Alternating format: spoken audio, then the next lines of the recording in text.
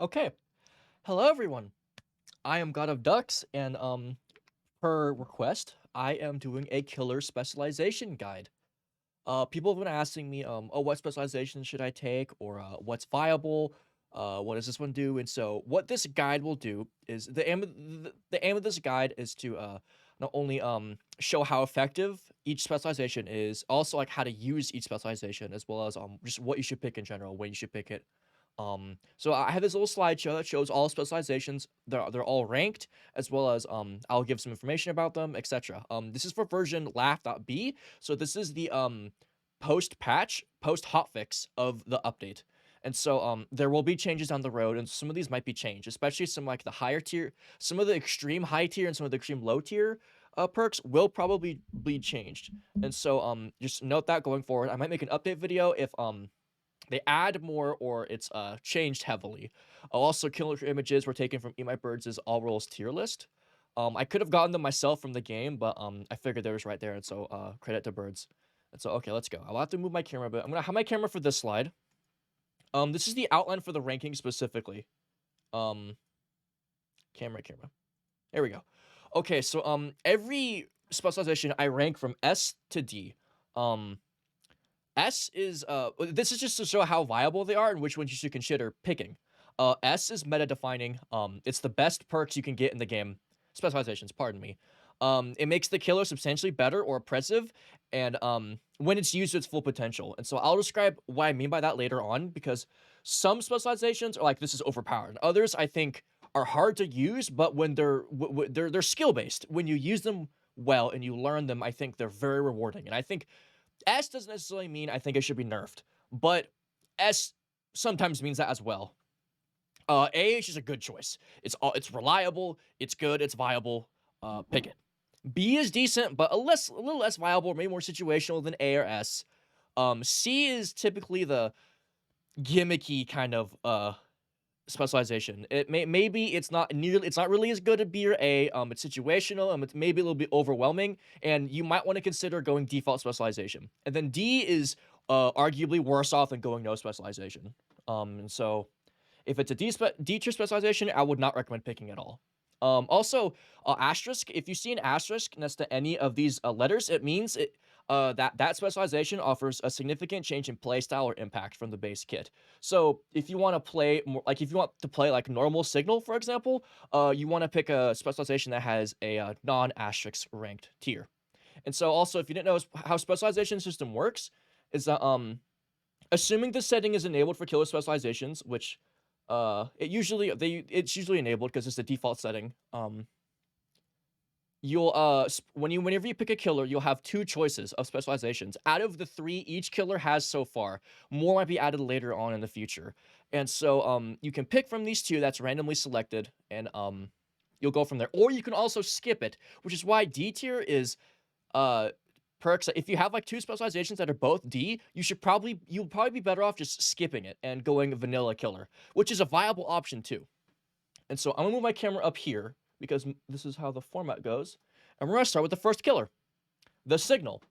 Okay, so I'm just gonna go through. These are all three choices for every killer. I'm just gonna go through them and describe them, what they do, how to use them, where they're good, and if you should consider using them. So the first one is static step. Is while you're raging, you leave electrical fields on the ground.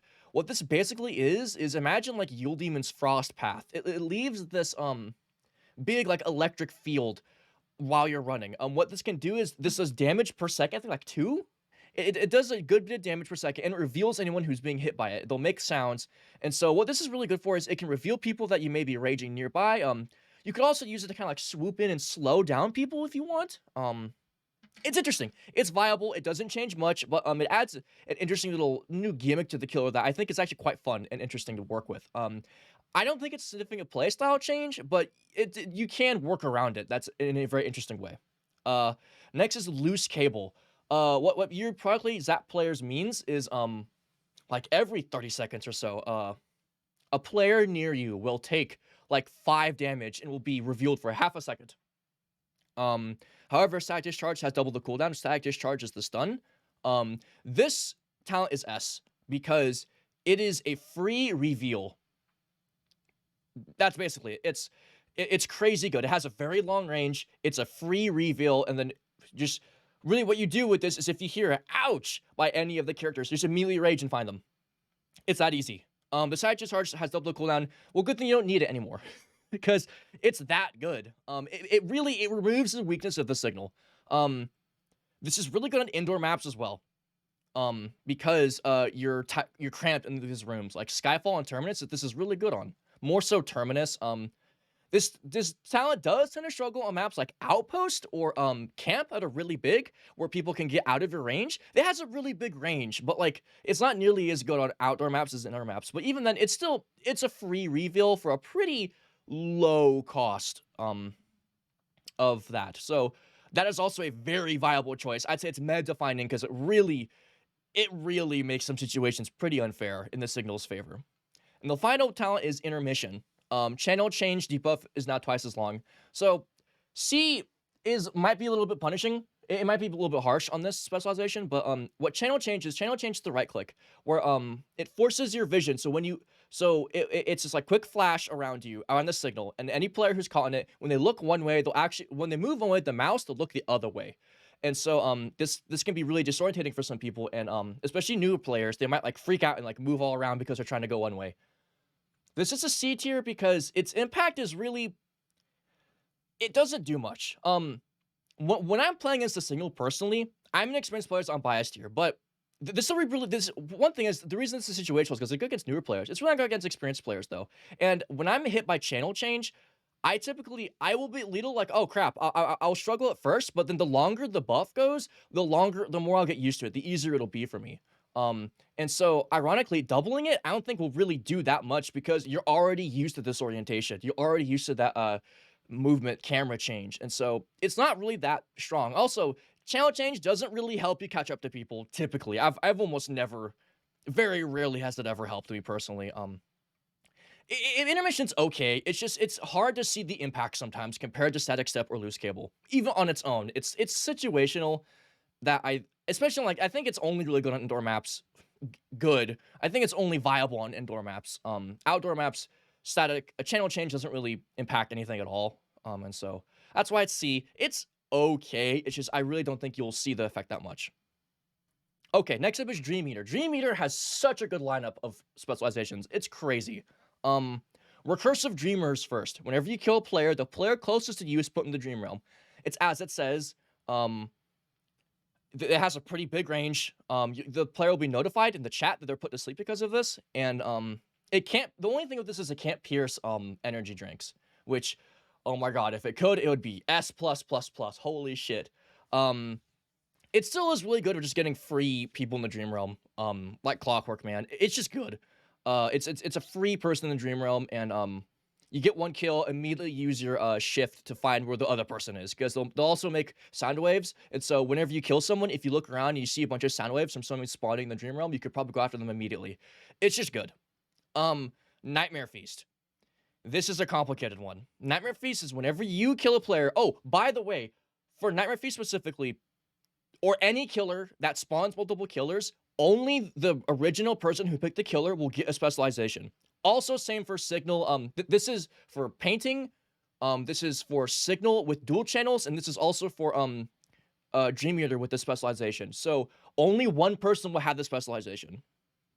The only specialization that affects multiple people is some of Pestilence's specializations, which we'll go down to. That's the last on this slide.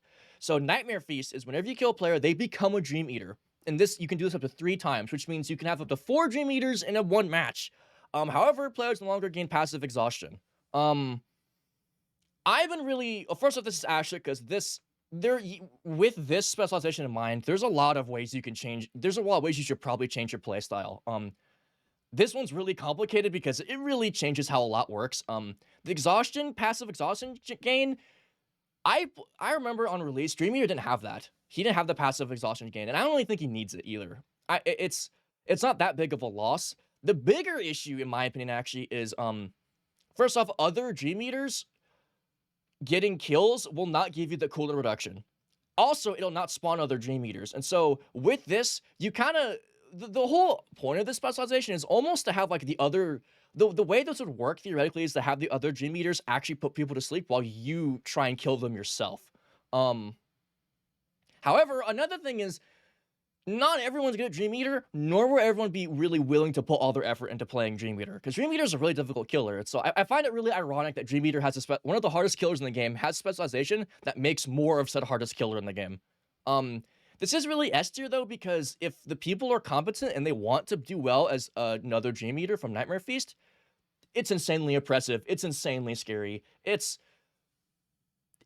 can be really strong. It's really, like, it can fluctuate, though. Sometimes it could be almost more of a burden than anything if you get not really good Dream Eaters, and it's definitely possible to win against this, but at max potential, it's crazy. Nightmare Feast is insane. Insane. So it's an interesting perk that really mixes up the game a lot. And the last one is Dream Rift. Dream Doors proudly teleport to a different location. So this one's interesting because, one thing my friends have noticed is that it can actually move the door closer to you to other dreamers, which is, not a really great thing. However, I think this is really good because, okay, so here's a fun Dream Eater tip. Dream Eater is actually pretty good at camping because whenever you put a player to sleep, the dream door on most maps, typically smaller indoor maps, they'll most likely spawn where you put them to sleep. And so what Dream Rift lets you do is it lets you not have to camp nearly as intensely. Granted, the shift buff recently also helps that, but I think Dream Rift is even if it can screw you over, I think spreading players out a lot more is strong. I think it lets you roam around, put people to sleep more quicker. It lets you prioritize putting people to sleep because you might run into them with Dream Rift a lot easier because their Dream Door shifting. And also, the Dream Door shifts a lot. It means that basically the Dream Door will teleport like every 10, 15 seconds. It's random, but it can happen pretty frequently. And I think this is actually pretty impactful. And it can be pretty difficult to deal with as a survivor in the Dream Realm. So I think this is A tier as well. I think all of these choices are viable. They're all good. Especially Dream Rift. I think Dream Rift has potential. It can screw you over, but I think the playstyle that it helps alleviate is more of a good thing. Next is Yule Demon. Yule Demons are pretty underwhelming. The first one is Flurry, which is the best one he has. It's reduced the cooldown of Snowball by 50%, and you have a 30% chance to throw 2 snowballs. This could probably be A tier because it does help stack Frostwound a lot easier, but you have a 30, that's a luck, first, it's luck-based. It's a luck-based specialization, and that's not good. I think that is no bueno. Let me, quick wins, there you go. That is questionable at best. The snowball is like, okay, it's not great. It's really bad on open maps. I would definitely take it on like a closer indoor map like Skyfall, Terminus, maybe Kavork. You have to aim the snowball high to really hit it reliably. And so practice aiming high with the snowballs. It's pretty much it. You just throw more snowballs. It's probably his best one. The next one is Arctic Storm. So you leave a cold field behind whenever you use Artic Freeze, which is his like ghost travel-like ability. It basically just spawns this pool of like ice that gives frost over time where you started it. I thought this made a trail, but it only gives a starting area. It only happens when you start it. So it's kind of hard to really use this well because typically when you use Artic Freeze, you're going after someone. You're not trying to like trap someone already next to you. You can use this in creative ways to like block people off, or if there's lots of people in like one tight area, it could definitely be impactful, but it's okay. It's just kind of hard to utilize. But the Artic Freeze area is nice, to be fair. Now, quick wins. Here is the first D tier perk that I recommend you don't take. All D tier specializations are specializations that I believe make your killer worse. I think quick wins makes your killer a lot worse. It reduces the Artic Freeze, which is again the ghost ability, by the cooldown by 40%. However, Artic Freeze applies 40% less tracks of Frostbite. Now you're thinking, God of Ducks, you can spam it now. Wow. Well, what if I told you that Artic Freeze already has a stupid low cooldown and doesn't need any more cooldown reduction? I remember when Yule Demon came out, I actually thought the cooldown should be nerfed on Artic Freeze, and it wasn't. You do not need to. I've never been in a situation where I was like, oh my gosh, I really wish I had Artic Freeze right now. Because its cooldown is like, I don't know the exact number, but it's like 10 seconds. That's nothing. It is nothing. And having it apply even less frostbite is horrible. That's so detrimental to Yule Demon. You do not need quick wins to, you do not need Artic Freeze to be good that much, as well as have it apply less frostbite. I could kind of see this being okay on maybe camp and heck, where you might spam it for mobility, but that's it. And even then, Yule Demon has the built-in sprint that helps him with mobility, so you really don't need it. Artic Freeze is better as an offensive ability with Arctic Storm or literally just default base kit. So don't pick quick wins in my opinion. Next up, Ripper! Oh, Ripper, you have been buffed to everything. Ripper's so strong now. Super, super scary. The first ability is Hook. It replaces your axe throw with what me and Sam called a bungee cord. If you played before, oh man, when was this? I think before the winter update, Ripper had a hook.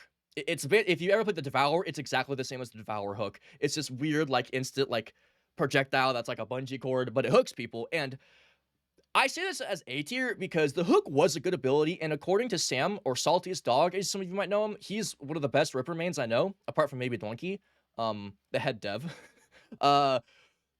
You can follow up with Chainsaw Dash and do some pretty cool kill confirmations. It's a nice combo you can roll into things. Although you do lose your axe throw, which means it's harder to use your M1 because axe throw does make it to where it's basically Signal's channel change, but so much better because it turns your camera and it disorientates you and it slows you a little bit. It's really hard to deal with instantly.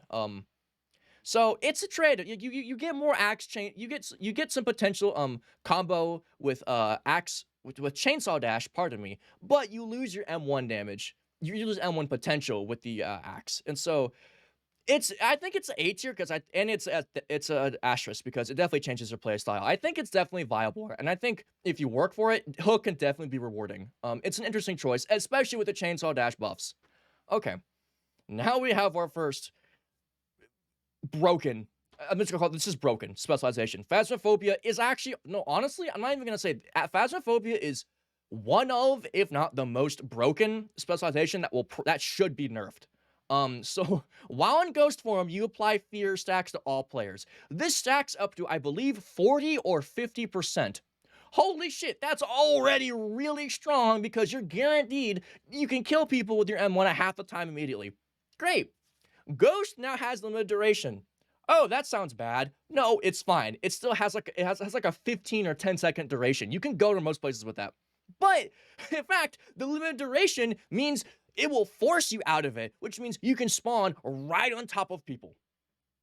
Yes. Not only are you giving them more fear, but you can go whoop and spawn right on top of their ass and then go brrr with a chainsaw and kill them.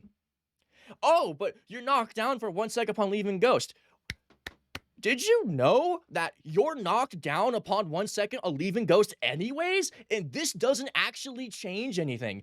The 1 second literally does nothing. When you leave Ghost, you play like a chainsaw animation. That's the second normally. Like, this is base kit. The 1 second just adds upon that. No, okay, the 1 second doesn't work. Because base kit, you are already stunned upon leaving Ghost. That does nothing. And if you try it out, like on the lobby, it doesn't feel bad at all. You can attack pretty much instantaneously after you drop down. Phasmophobia is ridiculously strong. It lets you spawn right behind people and go, brrr, and they're dead. It's also really annoying because like every 20 seconds, everyone gets this fear theme playing over and over. It's like, oh my gosh. I don't know if this will ever be nerfed because I think Donkey likes Ripper and he likes this specialization, but I think it should be nerfed. I don't hate the idea of Phasmophobia. I think the limited duration could stay, but it should not give fear to all players. I don't think it should give fear in general, but if you want to keep that ghost part, don't make it all players. Holy crap, make it when you're near Ripper like that. So yes, Phasmophobia is crazy strong, and it's almost an easy GG whenever you pick this. It's so crazy. And the final specialization for Ripper is Rip and Tear. killing a player gives you a temporary 33% speed boost, which lasts about like 10 seconds, I think. I haven't played in a while, but it stacks infinitely. It's okay. It's B because you're not gonna always be killing people. It's really good for getting more M1 kills. So if you get one kill and someone else is at max fear because of that one kill, you can go to them easier. But it's situational. It's okay. You're not gonna always trigger it like Hook. It's not gonna always be there, or it's not gonna win games like Phasmophobia, but it can come in clutch. I think it's decent. And also, if you get another kill, it adds further, so you have some potential temporary snowball potential. Oh, come on. Oh, Butcher. Okay. Okay, I have to cover this one. This is slow digestion. If you don't see it, I'm gonna cover it with my cam. Actually, no. We'll go right here. Here we go. For those of you who may know, I'm a Butcher main. I've played Butcher since he was made. Butcher is my most played killer. I love Butcher. I talk to Dwunky about Butcher a lot. Dwunky, if you see this, I apologize greatly. But Butcher has some of the worst specializations in the game. Both Mukbang and Slow Digestion are terrible. Mukbang. Okay, first off, before we get into this, know that by default, it takes 5 stacks of Tenderize to bite a player to kill them. Mukbang, killing a player applies 2 stacks of Tenderize to all players globally. Wow, that's cool. But Bite now requires 8 stacks of Tenderized insta-kill. In a patch where Butcher's stun was heavily nerfed, so kill confirms are a lot more tricky to get. So what this means is you have to kill 2 players before your next potential target has less stacks on them that would be required normally. 3 for even more, because if you kill 2 players, everyone will have 4. Which means 4, 5, 7, 8. Which means you only need to hit them 5, 6, 7, 8. 4 more times. Yes, I can do math. I swear. You need to hit them 4 more times. That's 1 less. After 2 hard kills, might I add, that you're gonna struggle for, because getting 8 stacks in 1 sitting is not easy. That's not really worth it in its own right. However, this also doesn't count for, people can cure it. And there are more ways to cure debuffs in this patch than there was in any patch. There's a role called the Priest who has that ability innate. There is a medical station. And not only to add, anyone who's smart enough to use a medical station or a priest, etc., that means they're probably more skilled, which means they're probably more of a threat. So you want to kill them quicker, but you can't because you have Mukbang. All Mukbang does is it makes your early game significantly harder, and it makes potential late game harder as well because you cannot kill the targets you need to kill. I don't recommend you ever take this talent. This talent doesn't work. Specialization. I'm going to get those confused. I'm just going to admit it right now. I'm not going to correct myself anymore. This specialization, it makes Butcher worse by a long shot. I wouldn't take this. I would always go default over Mukbang. And trust me, I know I'm biased. I have tried to use Mukbang and Slow Digestion a lot. I have really tried on the tester channel, on my stream. I thought Slow Digestion was bugged on my stream, but turns out it was actually bad. Which I'm actually going to talk about Slow Digestion next. Slow Digestion is a D rank asterisk, so at least it changes your style. It's interesting. I like what it's going for. Bite now consumes all stacks of Tenderize on a player. However, Bite doesn't kill.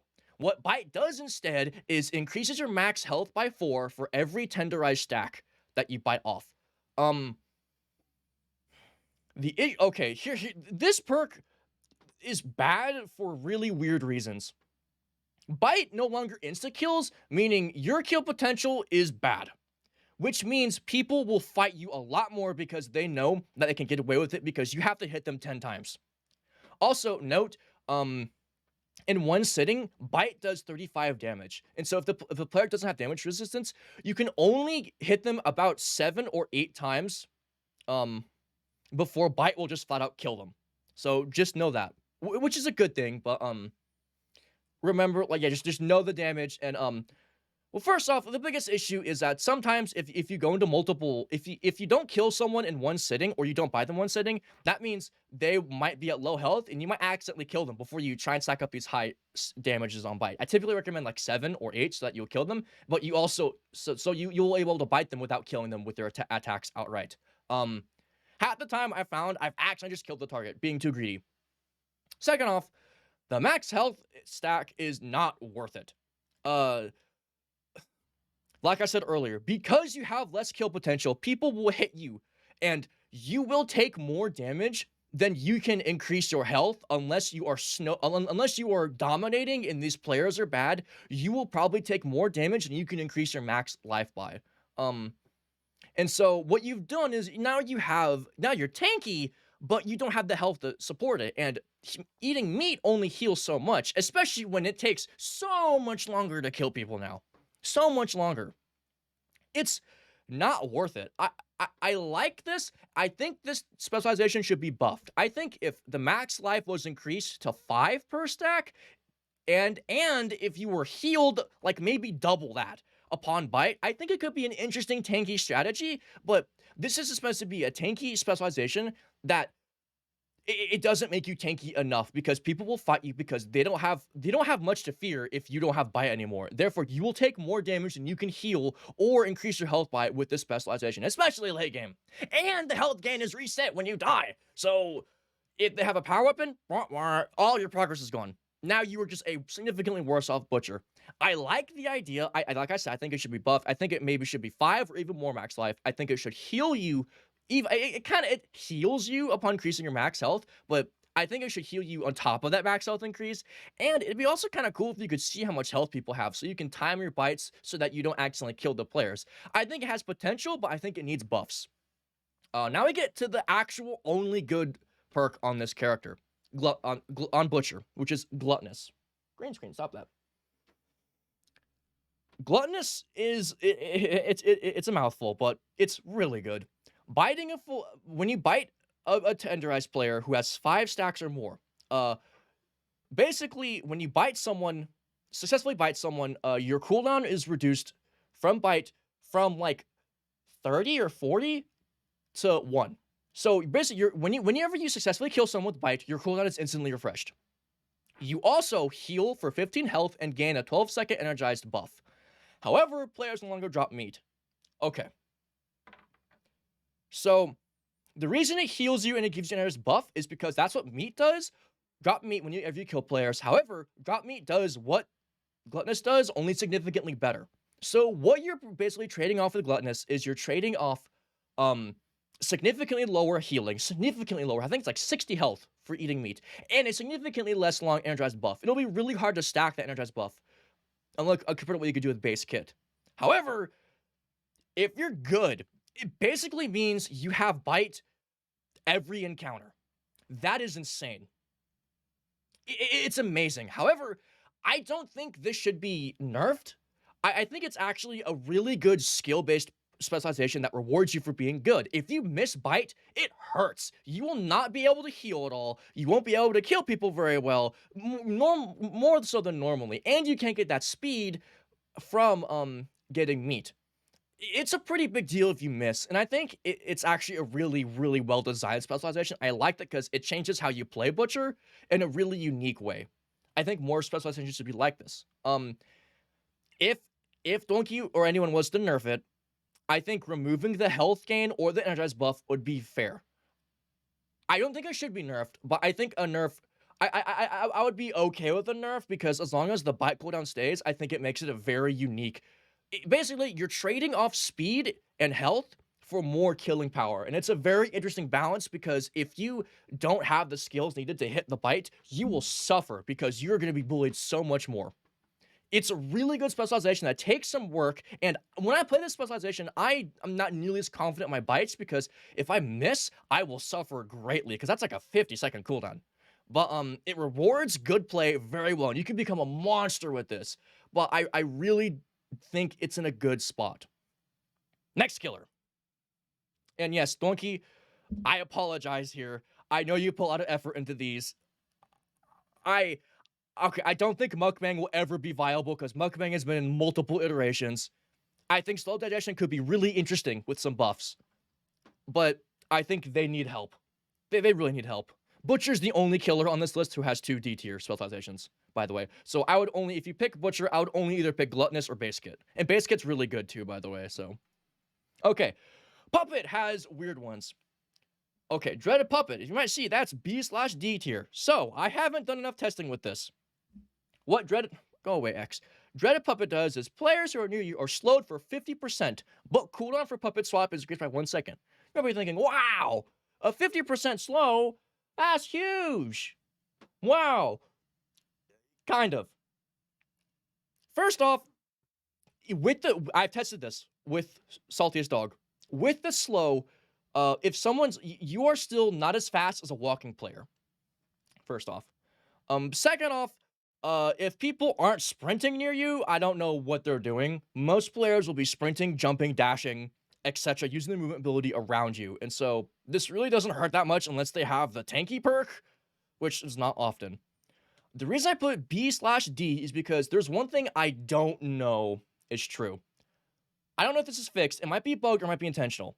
Last we tested, me and Salty Dog noticed that this doesn't apply to the current active puppet. If it doesn't apply to the current active puppet, what this means is that this perk is the best way to tell if someone's controlling a puppet or not, and that is abysmally bad. That is ridiculously bad, and you should never ever take Dreaded Puppet because that really removes a lot of skill potential with this killer. It basically is like a free hit me sign whenever you control a puppet. Like, oh, I'm not slowed anymore? Okay, I'm just gonna wreck your ass now. Also, then you also have the Puppet Swap cooldown increase by 1 second, which sucks. It sucks because Puppet Swap is really strong right now. I think actually that should be Base Kit, but it's not, and so Dread Puppet hurts a lot. If that's fixed and that's a bug, if that's fixed in later patches, I think it's a B or C tier perk. I really don't think a slow on Puppet is as good as it might be, as it might seem, but I could see it having potential as a B tier perk. Heart of the Grove is next. It's weird. Killing a player now heals all puppets with 10 health, and it also can increase max health. I believe normally, whenever you kill a player, it gives all puppets in vision of the death, like 20 or 25 health. So what this basically means is it lets you spread your puppets out more, and it also promotes a playstyle where you spam puppets a lot more. It's okay. It's not such significant change, but it does. I have it in asterisk because it promotes a lot more of a spread out style. It's gonna like Kavork, where you won't have any. If typically you want to like guard the pills and the shops, which are all really apart from each other, and so it'll let you heal them more reliably with each kill you get. It's okay. I definitely pick on like bigger maps where you're not gonna be stacking puppets a lot. Splintered Wood is C. Whenever a player hits a puppet, they take 2 damage and gain 3 stacks of bleeding. I see no point in this. Puppet doesn't have that much health. And so whenever you get hit, you will die in a couple hits, meaning they might take a max of like 10 damage, and like they might take like a quarter of their health killing a tanky puppet. I could maybe see this being good against flamethrowers, because I don't know if it procs on every hit. It might, which would be pretty scary, but even then, this really doesn't do that much. Like, if a player is at the point, if any of the players are at the point where they're killing you, they probably have enough resources to heal from this damage anyways. It's really not a lot of damage. It's only C because it's nice. I mean, it doesn't like make you worse. I just don't think it does that much. It's a deterrent indeed from like poking you with a crowbar or whatever, but I don't think it's super effective. Next is Twins. Oh, 20 twins. They were buffed in this patch. Okay. Explosive pins is a controversial take here, but double shot, you fire 2 pins, but cooldown is 2 seconds longer. With the new buff Twins, which granted, I'm pretty sure they're going to be nerfed, it's just boom, boom, that's instant 40 damage. That's pretty good. I might even make it A tier, actually. Actually, I think double shot could be A tier. Explosive pins could be maybe B or C tier. But you just fire 2 shots. You don't change your style at all.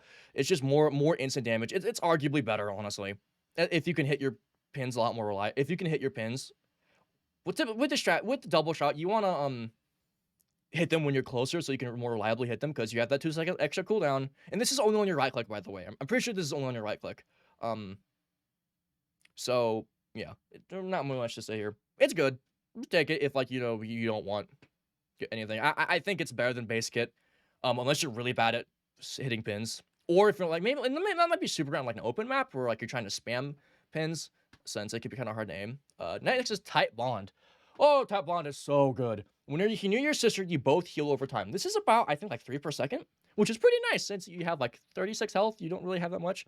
And you and your sister gain a 50% damage reduction buff on sister swap, but sister swap is 3 seconds longer. So that means Evelyn, the AI, gets super tanky whenever you swap, and she can fuck shit up. That's good. That's really good. It lets you play with your AI a lot more. I think it's just great. It's S tier because I think it really like it eliminates the weakness of the twins being squishy, as well as giving you synergy with your twin, meaning you can play around her a bit easier and you can really be a two twin killing machine. I think it's really good. That's all we're gonna say. Stick with your twin. Don't be afraid. Like if you're finding a melee combo with someone, just switch to your twin. The twin also Evelyn AI was buffed, by the way, so don't be afraid to use your AI. Don't be afraid to use your swap just to get her to kill people, and she will kill people. The sister swap on 3 seconds longer cooldown is not that really impactful. It's 3 seconds. You can wait that long. It's more than makes up for it. Next is explosive pins. Now, explosive pins, why it's like B or C, is because some people I know are like debating the effectiveness of it, especially how the damage works. How this works is your pins will explode shortly after stopping. Either they stick to you or they are on the ground. And however this means pin doesn't work anymore. What pin does is it increases the damage they take. I don't know how really effective this is. I think it's pretty okay because you can aim with their feet for more reliable explosion damage, or hitting them will just trigger AoE. So I think it's okay, but some say the damage is worse off. I'm not really sure. I don't really know how the damage scales either, but it's an interesting, fun option, honestly. And even if it's less damage overall, it means you can hit them a lot easier. I think it might be pretty good on open maps, so you can just hit in a general area, and that AoE will, you can almost use it like cattle survivors, because you can hit in one area, so at the end they'll make little beeps, so they're like little mines, and so it'll deter people from going a certain way, or else they'll be knocked back, by the way, too, and take damage. So it's cool. I don't think it damages you anymore, too. So I think it's a decent option. It might be C tier if the damage is not as good as we think it is, though. Okay, Toasty has weird ones. Burning Clamps is C. Burning Clamps is your primary attack, sets players on fire, but the damage reduced by 9.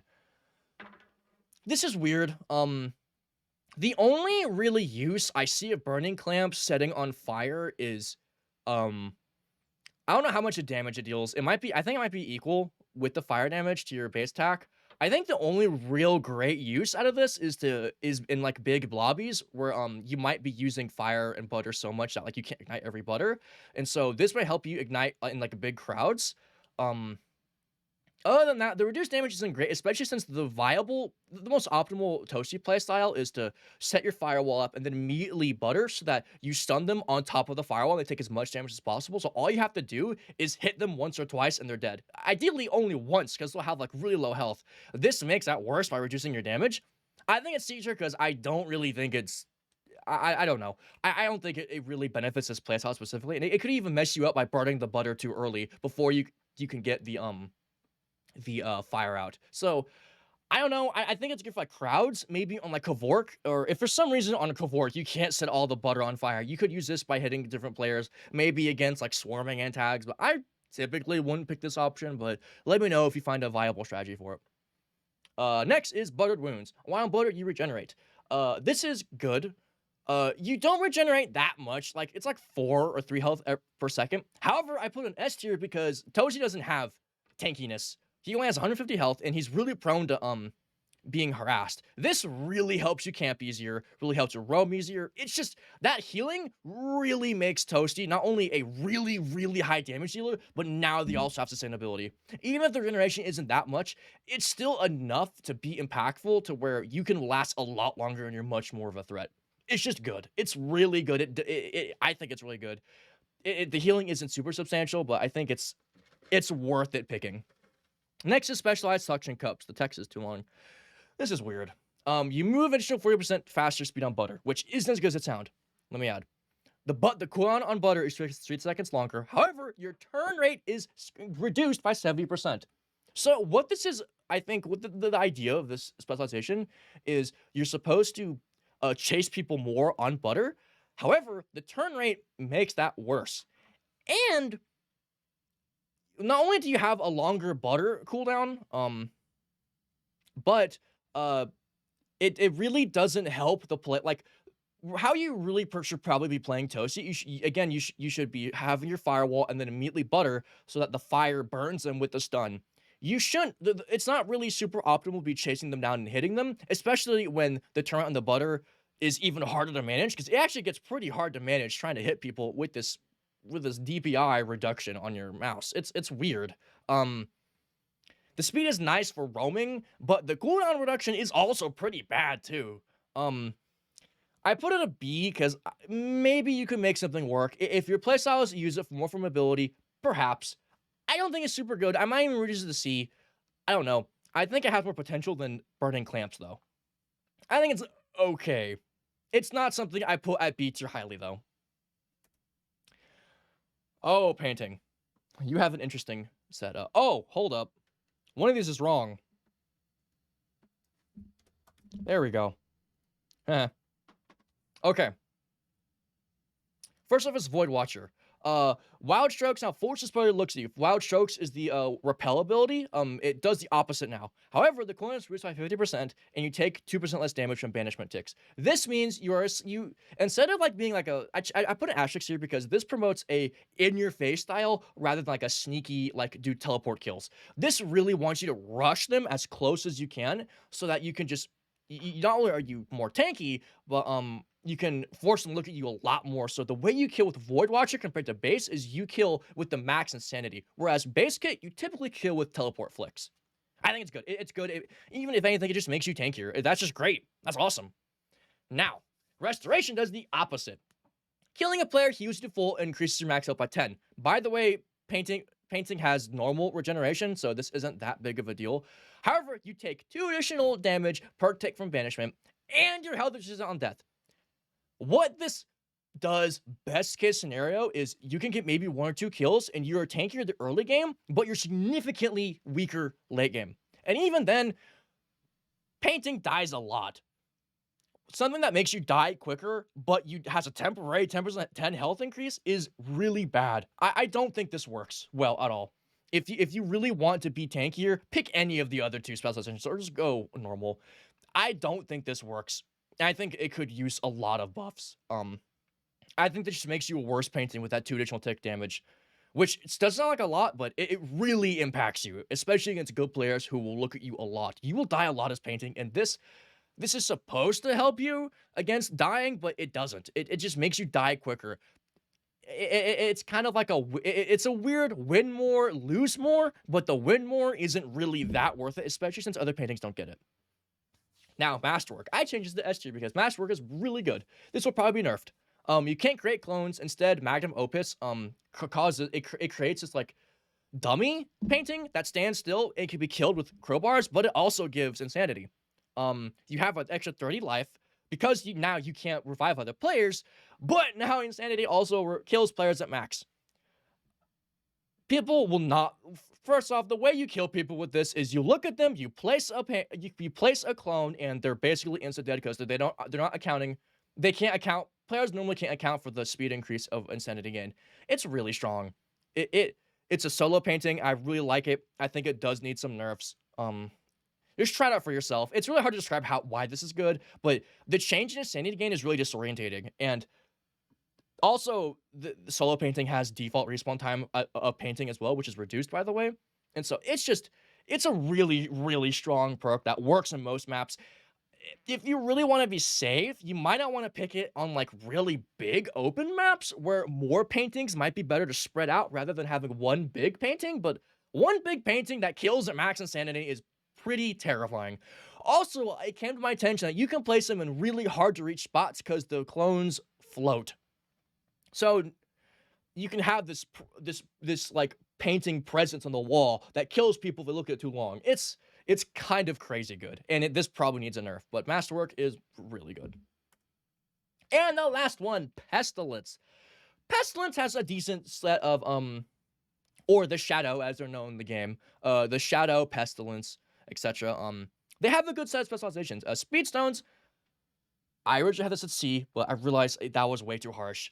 It gives Plague Stones now give a speed boost to all shadows nearby, and Shadow subjects can now double jump. Well, first off, I've almost never been in a situation where I've ever needed a double jump as a Shadow subject, but it's nice, I guess. Second off, the Plague Stone speed thing is not good because you can do the exact same thing with one Shadow Portal by going back and forth. In fact, you can get a max speed bonus by going back and forth on a single Shadow Portal quicker at the beginning of the game than you could with the Speed Stones. So, it's not bad, but you don't really need it. It doesn't do that much in retrospect, and it might help, I think it might help with the spawning of Shadow subjects, but even then, I don't think it's that impactful. Sick Zones is the same thing. Plague Zones now apply Shadow Plague to any nearby players. This doesn't really do that much. And Shadow Plague have a Shadow Plague aura. I've never really gotten that much damage from the Shadow Plague aura.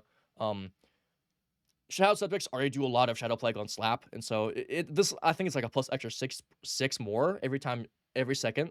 Or I don't think it's every second because I've never actually seen this be like that high. I've never noticed this rate be super intense, so it's okay. I just don't think this is super like, whoa, I'm drained. I'm really gonna I'm gonna die now because I have a lot of Shadow Plague. It's okay.